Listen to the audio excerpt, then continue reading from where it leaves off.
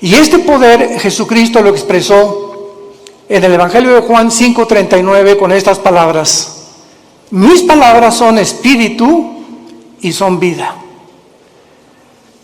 La razón por la cual ningún otro libro que puedas tú leer en la historia te pueda cambiar o transformar tu manera de ser es simplemente porque nadie puede comprender la constitución del ser humano más que Dios. Dios nos revela en la Biblia que somos un espíritu, tenemos un alma y vivimos dentro de un cuerpo. Y esto nadie lo ha podido investigar, porque para que sepamos quiénes somos, el Creador es el único que nos puede decir quiénes somos y de qué elementos estamos compuestos. Esto fue la gran equivocación del doctor vienés psicólogo Sigmund Freud, cuando él creyó que simplemente somos mente o alma y cuerpo, y que el problema del ser humano se encuentra en la mente. Y cuando comenzó a hipnotizar a sus pacientes de neurastenia, se dio cuenta que estaban cada vez más locos. Él mismo tuvo que recurrir finalmente a pastillas o a tranquilizantes de los ataques que tenía de histeria a las 2, 3 de la mañana.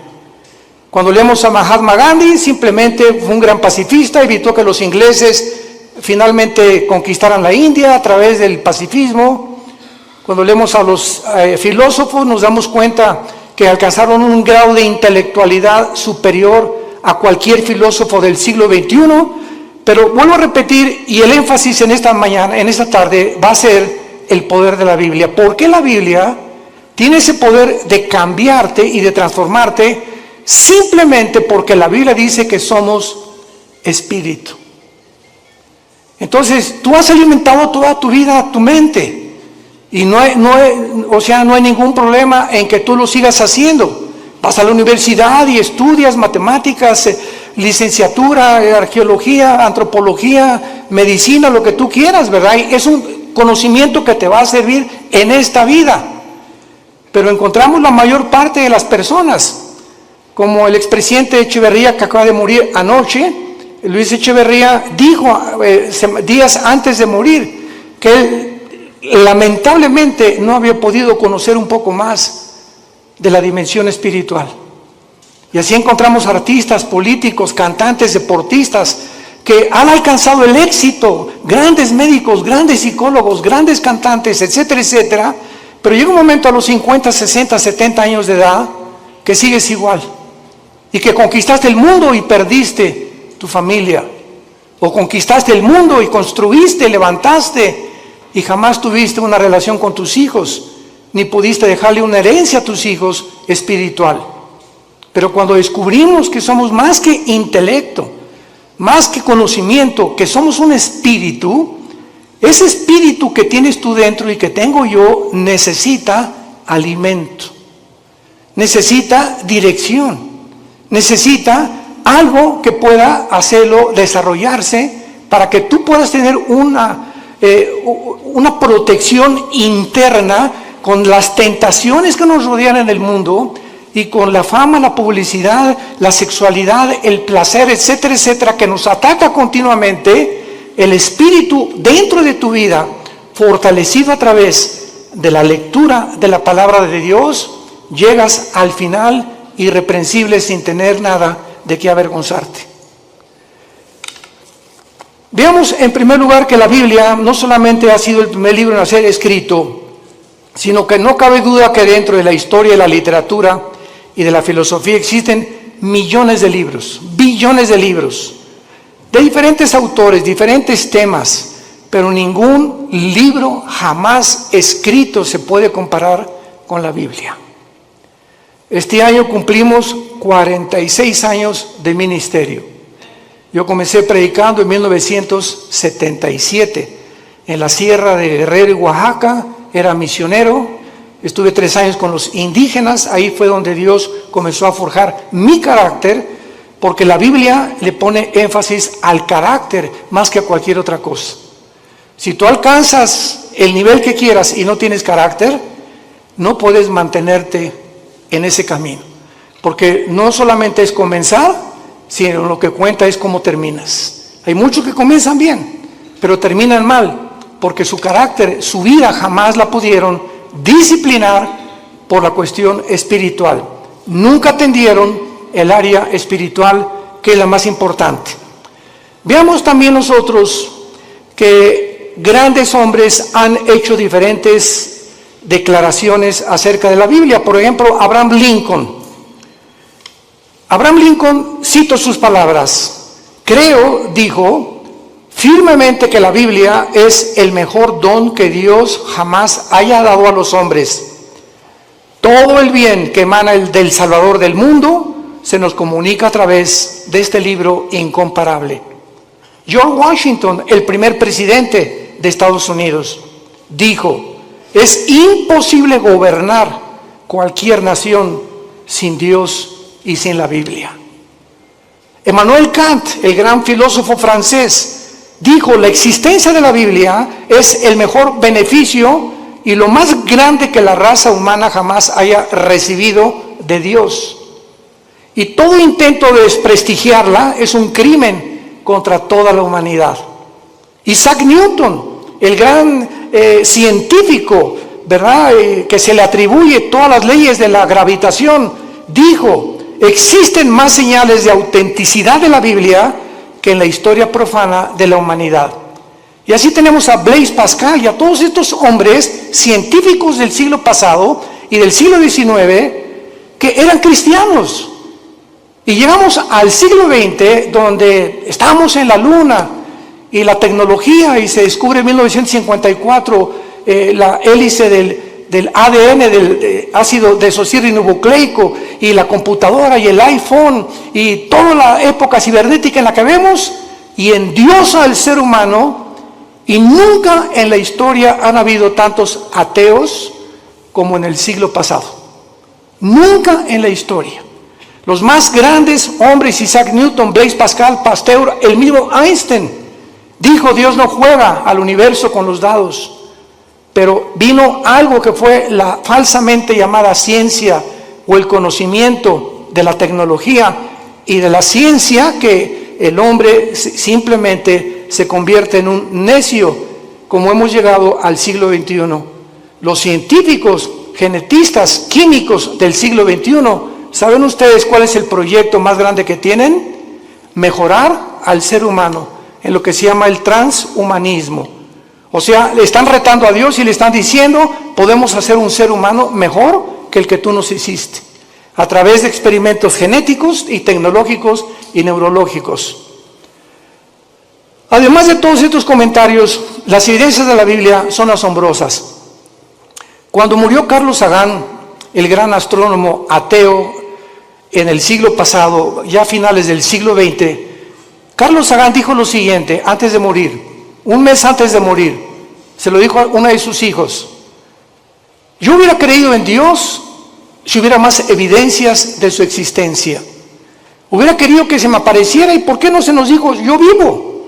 ¿Por qué Dios no nos da más evidencias de que realmente hay un poder en el universo que nos pueda guiar?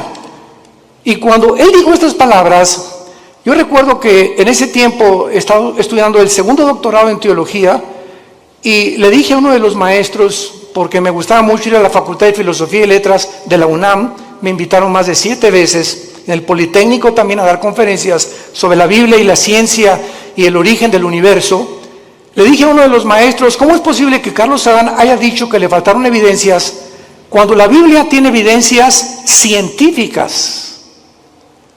¿Cuál es la evidencia del mundo para que el ser humano atribuya la creación a los animales? Pues lo que postuló Carlos Darwin. Carlos Darwin hizo investigaciones en la isla de los Galápagos, enfrente al Ecuador, buscando una raíz o una relación con los animales. Él nunca dijo que veníamos de los animales, postuló, dijo probablemente en su libro, el libro de las especies, el origen de las especies, pero jamás él asegura ni confirma que veníamos de los animales. Y durante todo el siglo XX, todas las universidades, todavía hay escuelas, esto es impresionante, que sigan enseñando que nosotros tenemos el origen en Chita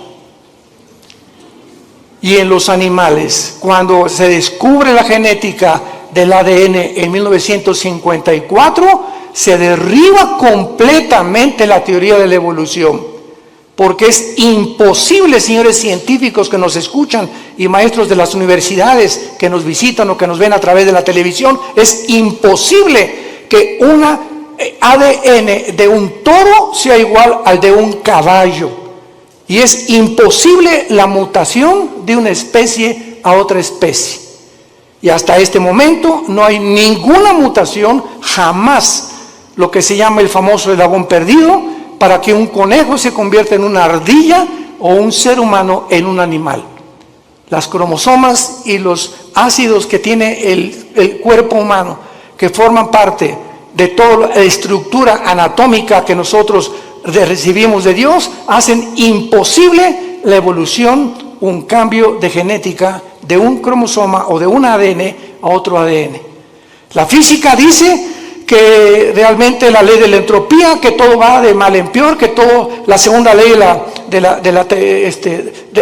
las teorías físicas, que es lo que establecen, que todo se está echando a perder, que todo se descompone, que todo tiene un proceso de deterioro, y la evolución dice que vamos de menos a más. ¿Y la biología qué nos dice? ¿Quién es una mujer? ¿Qué contestarías si te preguntaran quién es una mujer? ¿Qué es lo que hace a una mujer diferente de un hombre? Simplemente la mujer tiene 2 cromosomas XX. Eso es lo que hace mujer. Si tú tienes cromosomas 2XX, eres mujer, eres del sexo y del género femenino. ¿Quién es un hombre? Una persona que tiene cromosomas XY. Y la Y no la tienen las mujeres. Y si tienes el cromosoma Y y tu mente te dice que no eres lo que la biología y la genética establece, ya no la Biblia, tu problema es mental, no es físico. ¿Se dan cuenta al punto a donde hemos llegado de estupidez mental? Y de la forma en la que hemos llegado a publicar y a tratar de hacerles creer a los niños que no son niños, que son niñas, y a las niñas que son niños, y que se está aceptando, como la famosa compañía Disney, ya promoviendo películas de homosexuales y de lesbianas entre los niños y las niñas. Este es el mundo de nosotros, un mundo completamente oscurecido, anticientífico. Jamás se había atacado la ciencia en la forma en la que se ha atacado actualmente. Lo que enorgulleció al ser humano en el siglo XX, en la ciencia se volvió contra los médicos, haciéndolos, profesando ser sabios, se han convertido en necios. Veamos en la segunda carta que el apóstol Pedro escribió hace 2000 años. Los que traigan su Biblia la pueden abrir en la segunda carta de Pedro, capítulo 1, versículos 19 y 21, y veamos algunas evidencias de la Biblia en cuanto a su enseñanza y al propósito de Dios para habernosla dejado. Comienzo diciendo que si Dios existe, vamos a hacer una línea de lógica elemental. Si Dios existe, no nos dejó al azar, ni al accidente. Tuvo que haberse de alguna forma comunicado con nosotros, porque si Dios existe, su más grande anhelo es que sus criaturas le conozcan, le sirvan y le adoren. Y esta es la razón por la cual envió a Jesucristo su Hijo hace 2000 años, para que Él pudiera decir: yo soy el camino, yo soy la verdad, yo soy la vida. El que quiera conocer la voluntad de mi Padre conocerá si la doctrina es mía o si yo hablo por mi propia cuenta. El que habla por su propia cuenta, su propia gloria busca. Yo he venido a buscar la gloria y a hacer la obra de mi Padre que me envió. Mis palabras son espíritu y son vida. Yo soy el pan que ha descendido del cielo, yo soy el camino, la verdad y la vida. Estas palabras de Jesús en Juan 14:6 son las que cambiaron mi vida hace 48 años.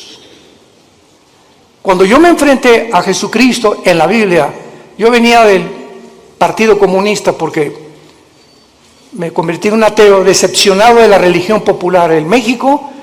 Quería ser cura a los 13 años de edad, Me decepcioné tan grandemente de la religión que me convertí al ateísmo, me fui al otro extremo, porque yo creí que ellos representaban realmente a un Dios que no es el Dios de la Biblia.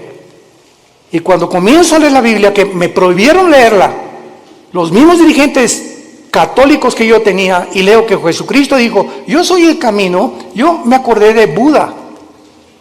Buda antes de morir dijo, no soy la verdad, busquen la verdad, le dijo a los discípulos.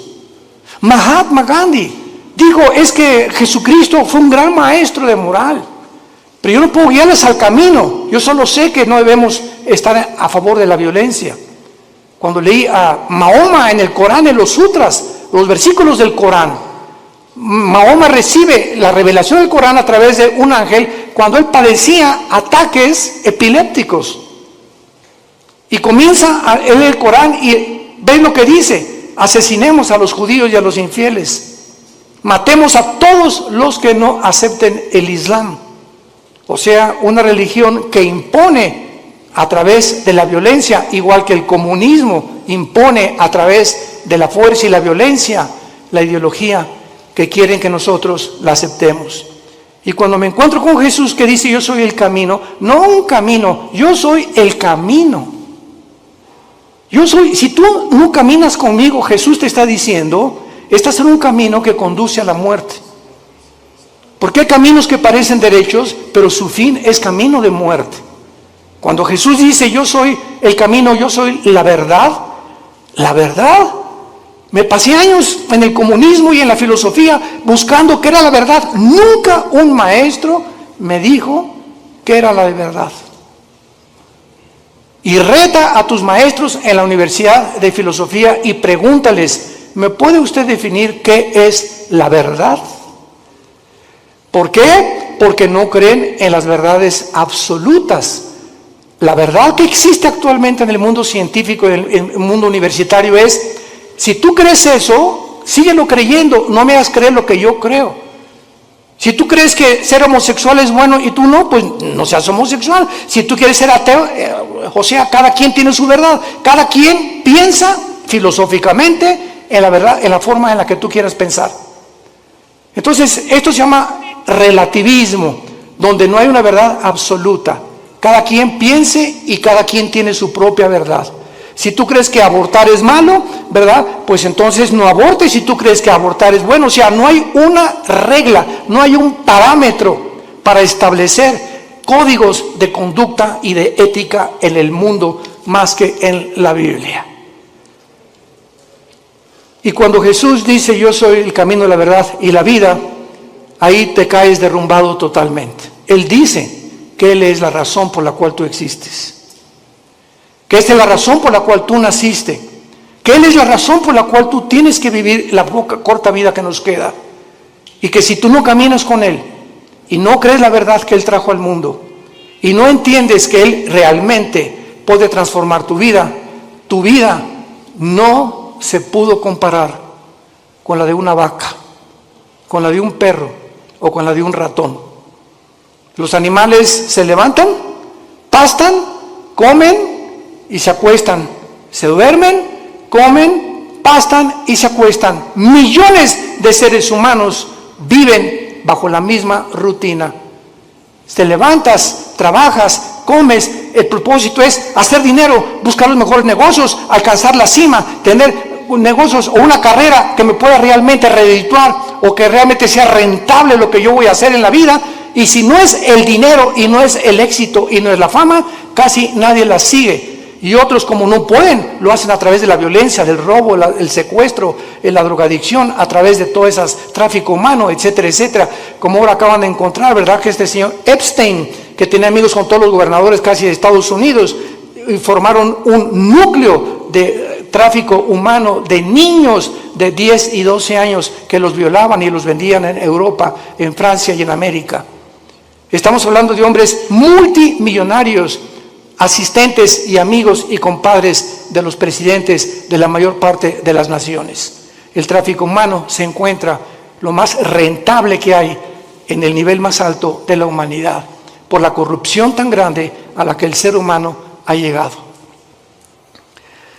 En esta segunda carta, el apóstol Pedro nos revela tres cosas acerca de la Biblia.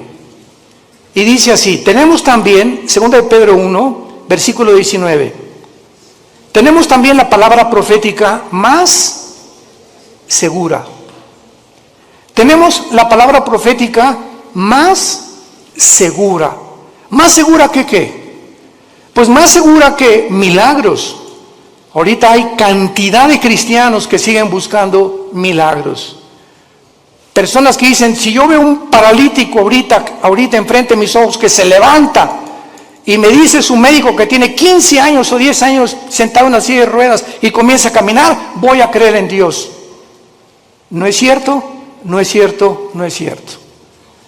Tus emociones van a ser exaltadas, te vas a asombrar realmente. ¿Y cuánto te va a durar esa emoción que tuviste al ver un milagro? Te va a durar 3 o 4 días y sigues siendo la misma persona. Porque los milagros no cambian al ser humano, porque la fe no es por ver, la fe es por oír y por oír la palabra de Dios. Si tú no te conviertes y tu transformación no es por oír la Biblia, todo lo demás es completamente secundario y relativo. Entonces, cuando dice Pedro que la palabra es profética, es más segura, nos está diciendo que las profecías de la Biblia que se han cumplido, solamente cuando Cristo muere en la cruz, 33 profecías se cumplieron de los profetas hebreos del Antiguo Testamento. 33 profecías.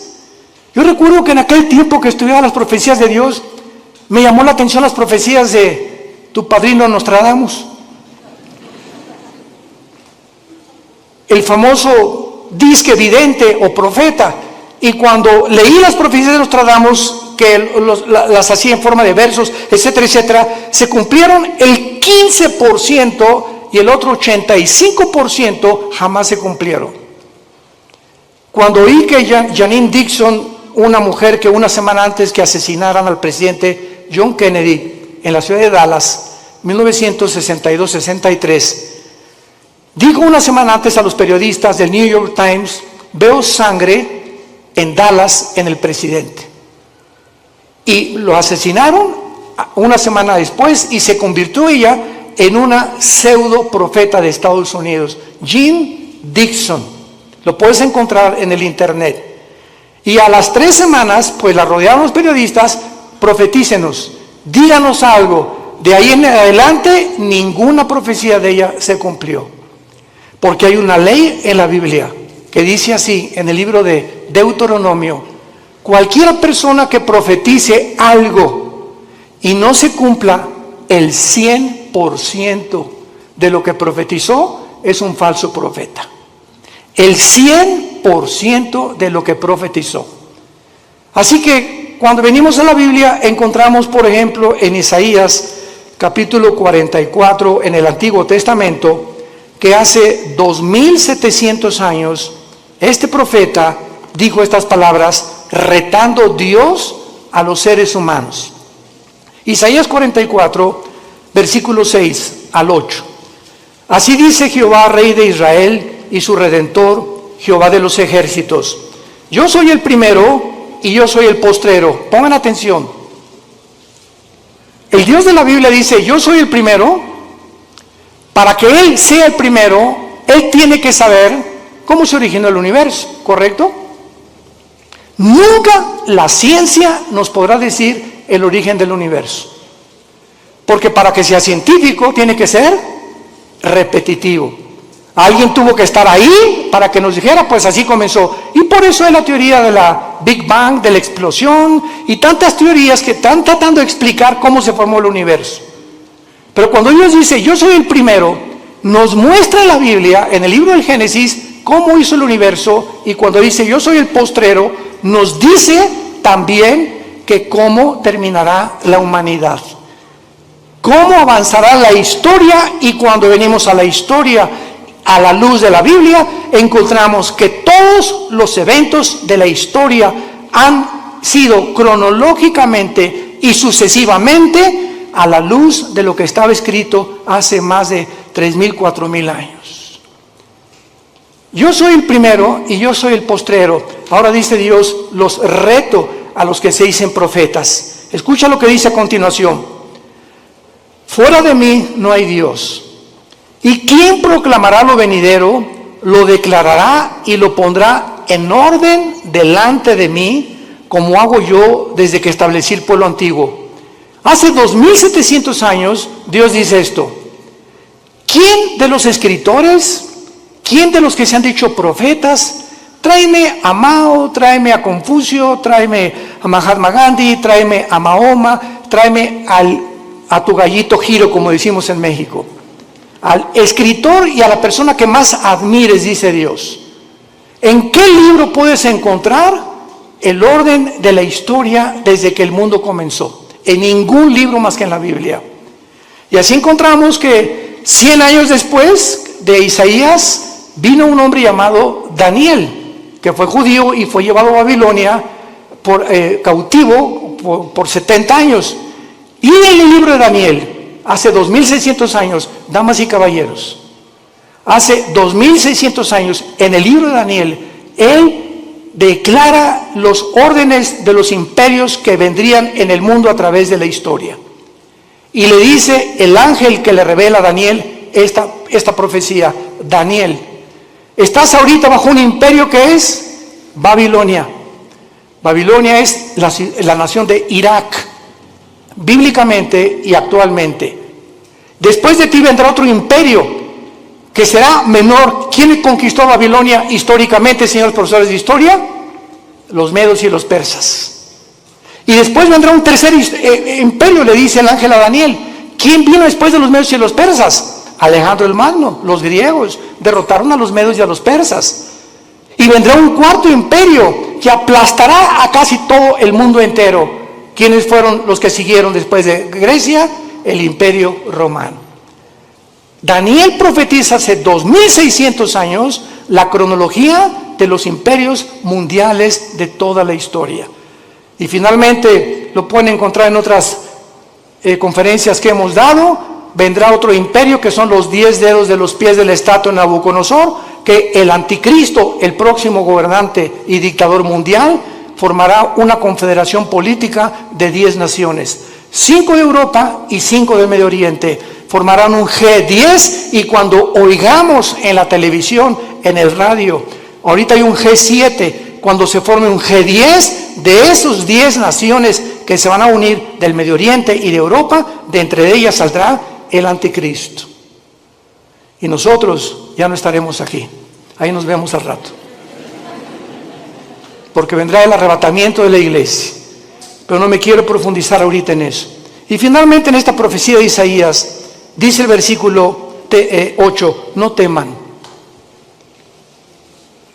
Desde el Génesis hasta el Apocalipsis, el mensaje a los cristianos es: no tengamos miedo de nada. No teman, ni de los temblores, ni de las inundaciones, ni de la Tercera Guerra Mundial, ni de explosiones volcánicas, ni del hombre, ni del diablo, ni de los demonios. Porque mayor es el que está entre nosotros que el que está en el mundo. Mi paz les dejo, mi paz les doy. Mantén esta paz dentro de ti.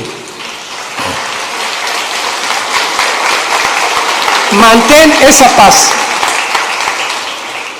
Esa paz es el secreto de la salud. ¿Qué es el estrés?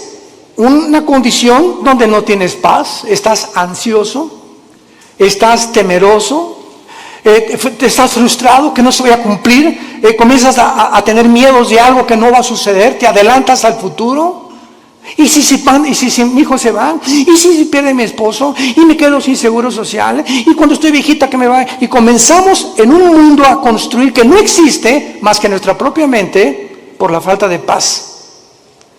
Comienza a preocuparte por el dinero, preocuparte por la salud, preocuparte por tantas cosas, el tráfico, etcétera, etcétera. Y si cuando te des cuenta, ese estado mental afecta tu sistema cardiovascular, tu corazón, tus pulmones, tu hígado, tu páncreas, tus intestinos. El estado mental se llaman enfermedades psicosomáticas. Afecta completamente todo tu ser. Y eso es lo que descompone tu vida, porque si no tienes paz, no puedes disfrutar nada, ni siquiera tus vacaciones.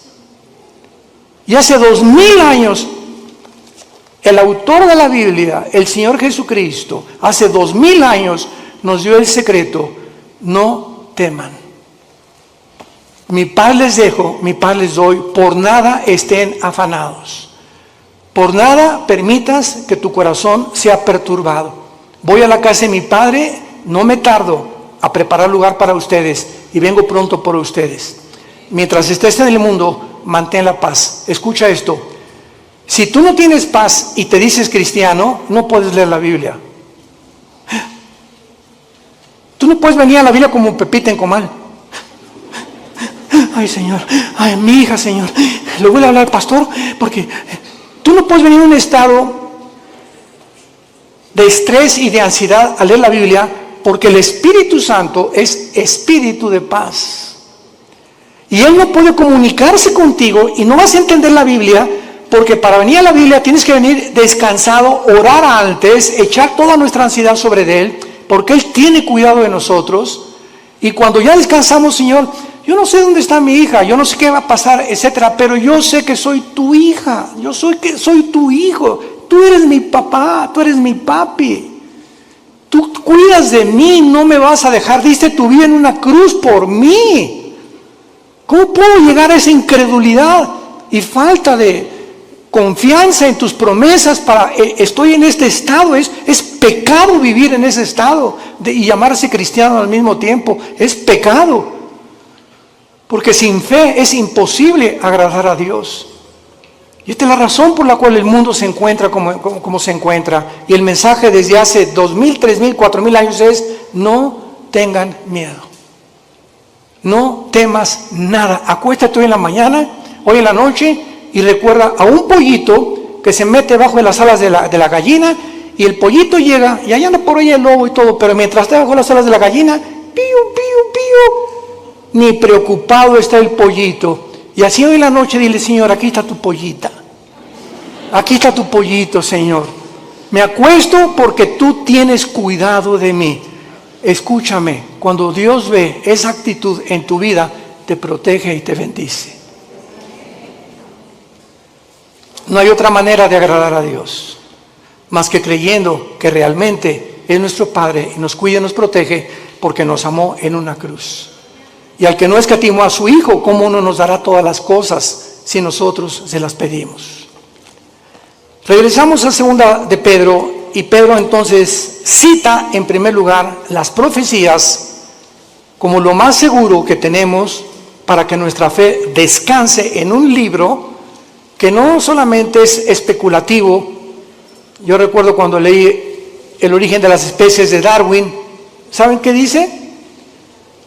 Chance y, puede que, no estoy seguro, a lo mejor. Eso no es un lenguaje científico, por el amor de Dios, un lenguaje especulativo. Vienes a la Biblia y escuchas: yo, el Señor, he dicho. Y todo lo que menciona la Biblia es afirmativo, porque no hay absolutamente ninguna contradicción en la palabra de Dios, porque fue inspirada por Dios. Ya actualmente Israel está enviando gas a través de Egipto a la Unión Europea. Cuando las naciones árabes, desde el 48 que se independizó Israel, odiaban y han perseguido a los judíos, ahora los árabes buscan la protección de Israel. Esto es inconcebible que esté pasando, pero la Biblia profetizó que así se iba a cumplir.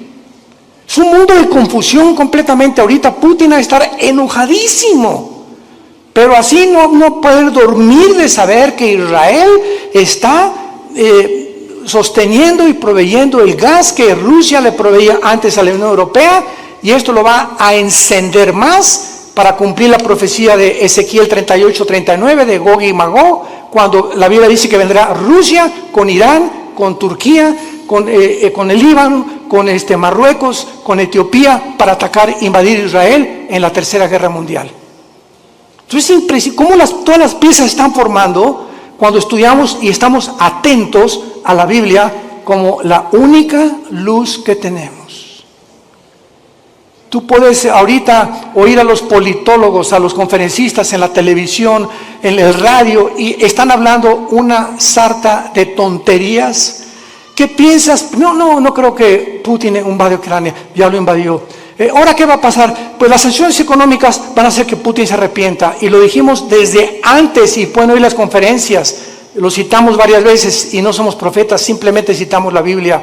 De acuerdo a la Biblia, Ucrania no podía ser devuelta a la Unión Europea, ni tampoco convertirse en la OTAN, porque Ucrania es de las naciones magogitas que forman parte de la invasión final de Rusia contra Israel.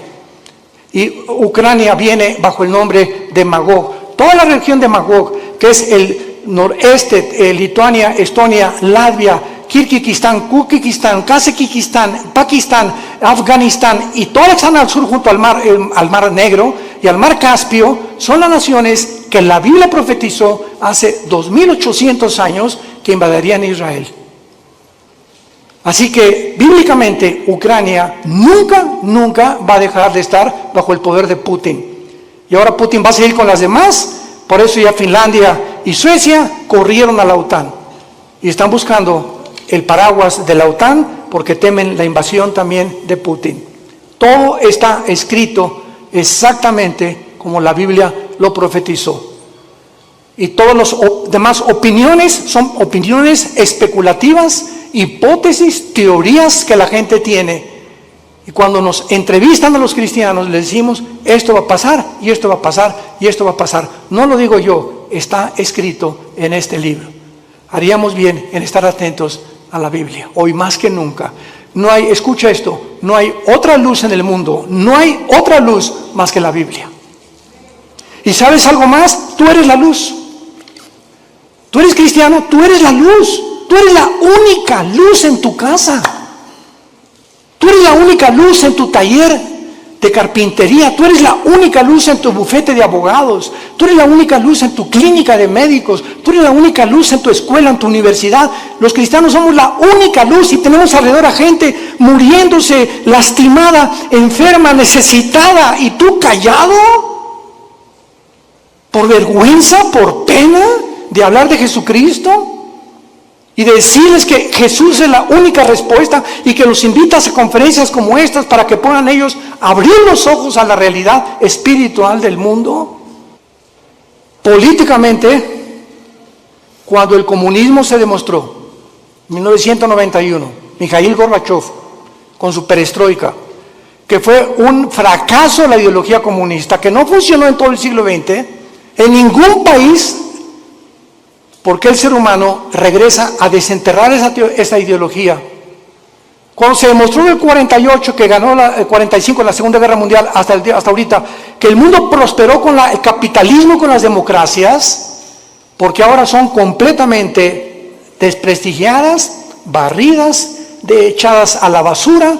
Ya no hay democracia, ya no hay capitalismo, ahora hay socialismo y ahora hay comunismo. Cuando la historia nos muestra que son ideologías que fracasaron. No necesitamos discutir nada. La historia demuestra que el hombre no aprende de la historia. Políticamente, religiosamente, científicamente, filosóficamente, en cualquier área que tú me menciones, el mundo está de cabeza. Es un mundo de locos. Escucha las declaraciones de los gobernantes en el mundo, la mayor parte de ellos, lo que están hablando. Hablan, de veras dices tú, Dios mío, ¿cómo puede este hombre dirigir un país con las cosas que él habla? Así está el mundo de loco. Y la mayor parte de la gente lo está aceptando. Y finalmente dice el apóstol Pedro, entendiendo primero que ninguna profecía de la Escritura es de interpretación privada. La Biblia, tú no puedes venir y decir, yo creo que esto dice. O voy a interpretar que esto es lo que significa. Cuando tú vienes a la Biblia y tratas de interpretar de acuerdo a tu percepción o a la forma como tú visualizas un versículo o un pasaje, sígueme con mucho cuidado.